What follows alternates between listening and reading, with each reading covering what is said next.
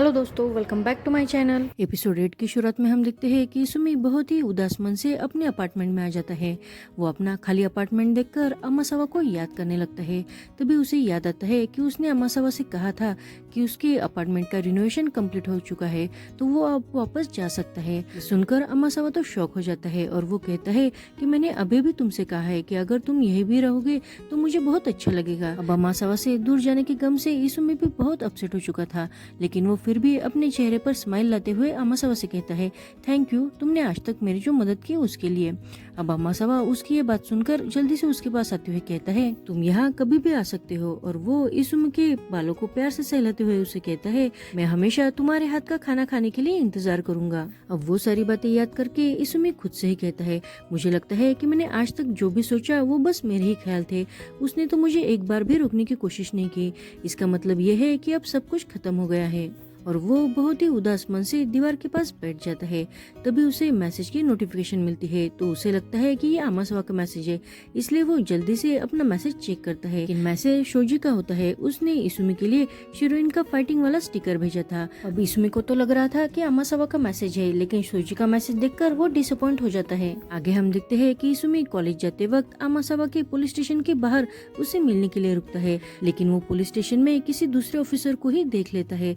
इसलिए उसे ऐसा लगता है कि अमासावा आज काम पर नहीं आया होगा, इसलिए वो वहाँ से जाने लगता है। लेकिन अमासावा तभी पुलिस स्टेशन आ जाता है। वो किसी सस्पिशियस को कहीं ढूंढने गया था। अमासावा जिस सस्पिशियस आदमी को ढूंढने गया था, उस आदमी के बारे में उनके पुलिस स्टेशन में पोस्टर लगाए गए थे। आगे हम देखते हैं कि अमासावा अब इसुमी से मिलने के लिए कन्वीनियंट स्टोर में आ जाता है।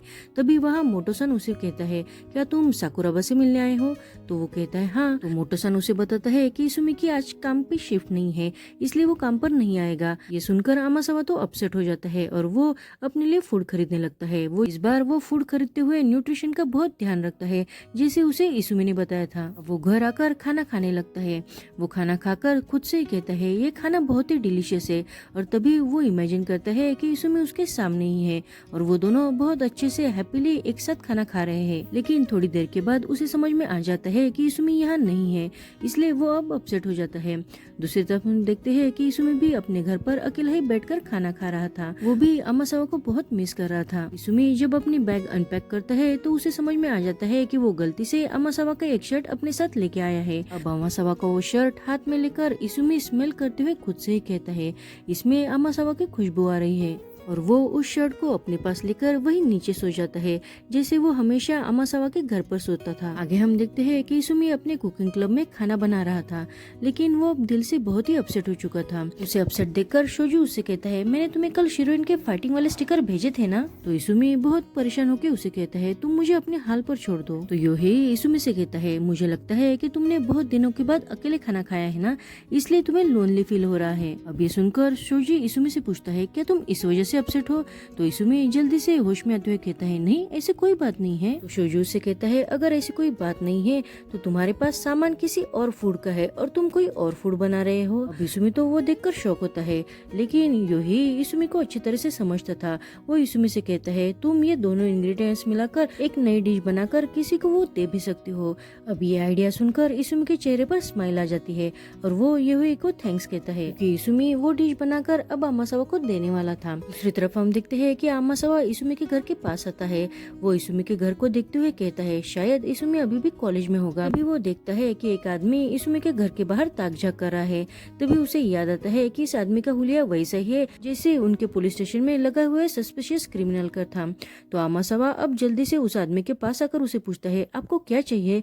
लेकिन वो आदमी अमासावा को देखकर भागने लगता है, तो अमासावा भी उसके पीछे भागता है। आगे हम देखते हैं कि रात के समय इसुमी अमासावा के घर के बाहर आ जाता है। उसने अमासावा के लिए वही फूड लाया था जो उसने अभी भी क्लब में बनाया था। अपनी उस डिश को लेकर वो बहुत ही खुश था। तभी उसे अमासावा की और उसके कलीग की आवाज सुनाई देती है। अमासावा ने उसी सस्पिशियस आदमी को पकड़ लिया था। इसके पोस्टर उनके पुलिस स्टेशन में लगाए हुए थे। अब इसुमी उन दोनों को ऐसे साथ में देखकर जल्दी से छिप जाता है और चोरी से उनकी बातें सुनने लगता है। वो सस्पिशियस आदमी पकड़ा जाने के कारण अमासावा और उसका कलीग बहुत रिलैक्स हो गए थे और उन्होंने एक साथ अब अमासावा के घर पर पार्टी करने के लिए फूड भी खरीदा था। ये सुनकर इसुमी को तो बहुत हर्ट होता है, क्योंकि अमासावा को अपने साथ खाना खाने के लिए किसी की कंपनी मिल चुकी थी। वो हमेशा की तरह अब अकेला खाना नहीं खाने वाला था। अब तभी बारिश शुरू हो जाती है, लेकिन इसुमी बारिश की परवाह किए बिना ही वैसे ही बहुत उदास होके वही खड़ा रहता है। इसुमी के साथ साथ उसने जो डिश बनाई थी वो भी गीली हो जाती है। आगे हम देखते हैं कि आमासावा इसुमी से मिलने के लिए फिर से कन्वीनियंस स्टोर में आकर मोटो-सान से इसुमी के बारे में पूछता है। तो मोटो-सान उसे बताता है कि आज उसका डे ऑफ तो नहीं है, लेकिन उसने आज छुट्टी ली है। तभी आमासावा को मोटो-सान से पता चल जाता है कि इसुमी की तबीयत खराब है। आगे हम देखते हैं कि आमासावा को कोल्ड था, इसलिए वो सो रहा था। उसमें तो इतनी भी कैपेसिटी नहीं थी कि वो खुद के लिए पानी ला सके, लेकिन वो अकेला होने के कारण उसे सब काम करने पड़ रहे थे। तभी उसके डोर पर नॉक करते हुए आमासावा उसे आवाज देता है। आमासावा की आवाज सुनकर इसुमी तो जल्दी से अपने पैचेस को बालों से कवर करता है और डोर ओपन करता है। उसे सामने देखकर आमासावा उसे पूछता है, इसुमी तुम्हें क्या हुआ है? अब इसुमी तो आमासावा को सामने देखकर चक्कर खा के नीचे गिरने वाला होता है, लेकिन तभी आमासावा उसे संभालते हुए अपनी गोद में उठाकर उसे बेड पर लेटा देता है और कहता है कि मुझे तुम्हारे किचन में कोई काम है। अब ये सुनकर इसुमी तो शॉक होता है। आमासावा इसुमी के लिए आइस बैग प्रिपेयर करते हुए कहता है, मैंने तुम्हारे स्टोर मैनेजर से पूछा तो उन्होंने कहा कि तुम्हारी तबीयत अच्छी नहीं है, लेकिन तुम्हें बहुत रेयरली कोल्ड होता है। तो इसुमी कहता है शायद हाँ। तो वो आमासावा से पूछता है, लेकिन तुम इतने दिनों से कहाँ थे? लेकिन आमासावा तो आइस बैग करने में इतना बिजी था कि उसे इसुमी का क्वेश्चन सुनाई नहीं देता। वो इसुमी के पास आकर अपना सिर इसुमी के सिर को लगाता है और इस तरह से इसुमी का टेम्परेचर चेक करता है। अब आमासावा को इतना क्लोज देखकर इसुमी तो बहुत ही शॉक हो जाता है और वो आमासावा से कहता है, अगर तुम्हें मेरी वजह से कोल्ड हुआ तो मुझे ब्लेम मत करना। तो आमासावा से कहता है, तुम चिंता मत करो और तुम शांति से अब सो जाओ, मुझे तुम्हारे किचन में कुछ काम है, तो क्या मैं तुम्हारा एप्रन ले सकता हूँ? अभी सुनकर इसुमी तो शॉक हो जाता है। अब आमासावा एप्रन पहनकर इसुमी के लिए राइस की खिचड़ी बना देता है। एक्चुअली आमासावा को भी इतनी कुकिंग नहीं आती थी, लेकिन वो ये सब इसुमी के लिए कर रहा था। अब वो इसुमी के लिए खाना लेकर आता है, ऊपर से नमक ऐड करते हुए कहता है कि जल्दी से जल्दी इसुमी को ठीक कर दो। अब ये देखकर इसुमी उसे पूछता है कि तुमने ये क्या किया? तो आमासावा उसे कहता है, तुमने मुझे सिखाया ना कि हमें मन लगाकर बहुत प्यार से खाना बनाना चाहिए। अब ये सुनकर इसुमी के चेहरे पर तो स्माइल आ जाती है। आमासावा अब उसे खाना खिलाने लगता है, तो इसुमी उसे रोकते हुए कहता है, नहीं मैं खुद खा सकता हूँ। तो आमासावा उसे कहता है, नहीं ये बहुत गर्म है, तो मैं ही तुम्हें ये खिलाता हूँ। और वो इसुमी को खाना खिलाने लगता है। वो अब इसुमी से पूछता है कि ये कैसे बना है? तो इसुमी भी बहुत प्यार से उसे कहता है, ये बहुत ही डिलीशियस है, क्योंकि इसमें भी वही प्यार है जो मेरे माँ के हाथ के खाने में था। आगे इसुमी आमासावा से कहता है, तुमने आज जो मेरी मदद की उसके लिए तुम्हारा बहुत बहुत शुक्रिया, क्योंकि आज तो मैं मेरे हाथ से खाना भी नहीं बना पा रहा था, तो आज तुमने मेरी बहुत बड़ी मदद की है। अब आमासावा इसुमी के पास बैठकर उसे कहता है, इसुमी ऐसे वक्त में हमें किसी पर डिपेंड ही रहना पड़ता है, इसलिए मुझे तुम्हारी बहुत फिक्र हो रही है। तो इसुमी उसे कहता है, ऐसी बात नहीं है, मैंने आज तक सब कुछ अकेले ही मैनेज किया है। अब आमासावा इसुमी को उसके फादर के बारे में पूछता है, तो इसुमी बहुत अपसेट होती है, उसे कहता है, हम दोनों ने आपस में कितने सालों से अच्छे से बात भी नहीं की है, क्योंकि वो हमेशा काम में बिजी रहते हैं, वो घर भी कभी कभी ही आते हैं। मेरी माँ के गुजरने के बाद उन्होंने तो अपने आप को काम में ही बिजी कर लिया, अगर मैं मरूं या जीऊं उन्हें कोई फर्क नहीं पड़ता। उसकी ये सारी बातें सुनकर आमासावा इमोशनल होते हुए उसे कहता है, ऐसी बात नहीं है इसुमी, तुम्हारे पापा हमेशा से तुमसे बात करना चाहते थे। ये सुनकर इसुमी उसे कहता है, तुम्हें मेरे पापा के बारे में कुछ भी नहीं पता। तो आमासावा उसे कहता है, मुझे पता है क्योंकि मैं उनसे मिला हूँ। और वो इसुमी के सामने बैठकर उसका हाथ पकड़ते हुए उसे बताता है। उसी वक्त हमें पास्ट का सीन दिखाया जाता है। आमासावा जिस आदमी के पीछे भागा था वो आदमी और कोई नहीं तो इसुमी के पापा ही थे। वो आदमी अपना कार्ड आमासावा को दिखाता है। आमासावा उसका कार्ड देखकर कहता है, क्या तुम इसुमी के पापा हो? तो वो कहता है, हाँ। क्या तुम मेरे बेटे को जानते हो? तो आमासावा बताता है, हाँ, हम हमेशा कन्वीनियंस स्टोर पर मिलते हैं, लेकिन आप उसके पापा होकर भाग क्यों रहे थे? तो वो एम्बेरस होते हुए कहते हैं कि मैं अपने बेटे को फेस नहीं कर सकता हूँ, क्योंकि जब मेरी वाइफ गुजर गई तो मैं चाहता था कि मैं अपने बेटे को बिना किसी परेशानी के बड़ा करूँ, इसलिए मैं हमेशा दिन रात बस काम ही करता था।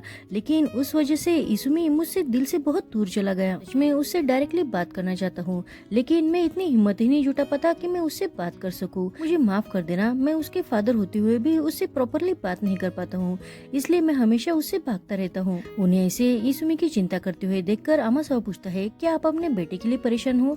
तो वो कहते हैं, हाँ, मेरा बेटा मेरे लिए बहुत ही कीमती है। अब प्रेजेंट में इसुमी ये सुनकर सुनकर शौक होते हुए कहता है, मेरे पापा और मेरे लिए परेशान है? आमासावा कहता है हाँ। तो इसुमी उदास मन से कहता है, ये सच नहीं हो सकता है। तो आमासावा उसे कहता है, तुम और तुम्हारे पापा बिल्कुल ही सेम हो। तुम दोनों ही एक दूसरे से बहुत बातें करना चाहते हो, लेकिन ऑकवर्ड फील करते हुए दोनों भी सामने नहीं आते हो। इसुमी, तुम अपने पापा से प्रॉपरली बात करने की कोशिश क्यों नहीं करते? मुझे लगता है कि तुम उनसे बहुत कुछ कहना चाहते हो।